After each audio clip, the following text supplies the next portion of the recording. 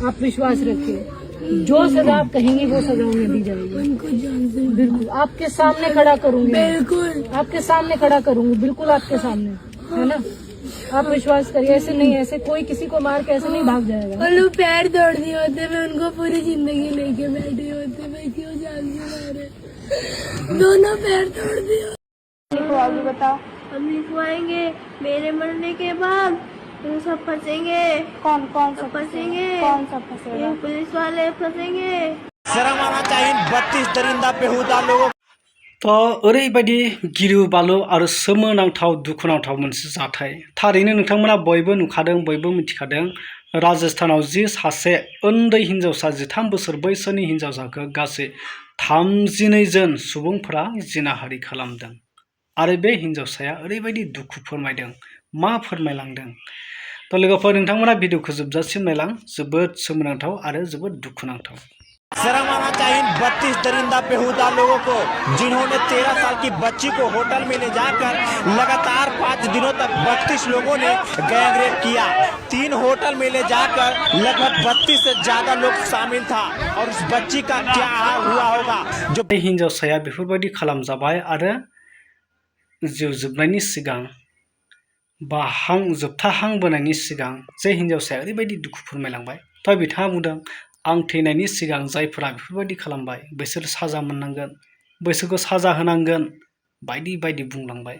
ओरैबायदि दुखु फोरमायलांबाय। अब्ला बे हिनजावसानि गोरबोआव, बे हिनजावसानि गोसोआव मा जानानै सानख'हायै मोनसे जि आसा, जि मिजिं, जि लाइफ, जि माबायदि बरबाद खालामखो बे 32 सुबुङा। दा बेफोरबायदिनि सायाव जोंनि गभर्नमेन्टआ बा भारत गभर्नमेन्टआ, इन्डिया गभर्नमेन्टआ मा राहा लागोन?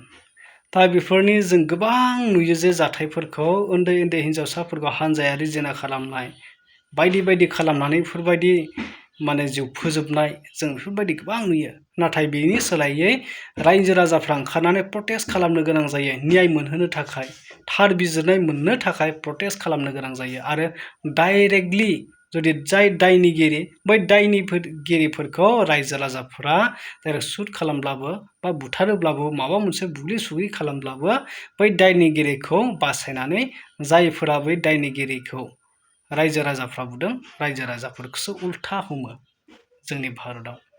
नाथाय दायनिगिरिखौ दल' हगारो।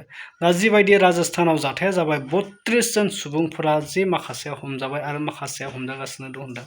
दा बिसोरखौ आदालताव लांनानै इनभेस्टिगेसन खालामनायावनो गोबां सम बारलांगोन, नाथाय डाइरेक्टलि बिथांमोनखौ साजा होआ। जोंनि भारतनि रुलानो बेनो, आयेनानो बेनो, ल'आनो बेनो।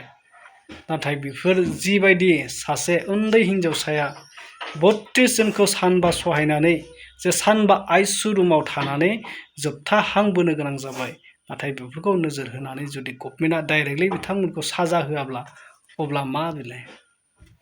जोंनि भारत हादराव बे मोनसे आसरित सोमखिहांनाय आरो गिखांनाय मोनसे थासारिया सोमजिहोदों जे नों आं बा सोरनिबा गथ'फोरनि सायावबो इयुनाव भबिष्यतआव बेफोरबायदि जाथाया जानो हागौ बा सोमजिनो हागौ। दा बेखायनो जायफोरा 32 जन सुबुंफोरा जाय उन्दै हिनजावसाखौ बेफोरबायदि खालामनानै जि माने आस'खान्दा जिउ खालामबाय, बैसोर बायदिखौ जाय इयुनाव खालामनो रावबो खाबु मोनै बायदि, चान्स मोनै बायदि ओरैबायदि साजा होनांगौ जाय बिथांमोना उनाव उन दाहा माने साजा होनानै बिथांमोननि जिउखौबो फोजोबनांगौ। दा बेफोरबायदि। थ' लोगोफोर, नोंथांमोना नैबे जाथायनि सायाव आरो बे जाथायखौ माबोरै मोनखो, बिनि सायाव मा फोरमायनो लुबैयो, कमेन्ट खालामना फोरमायदो।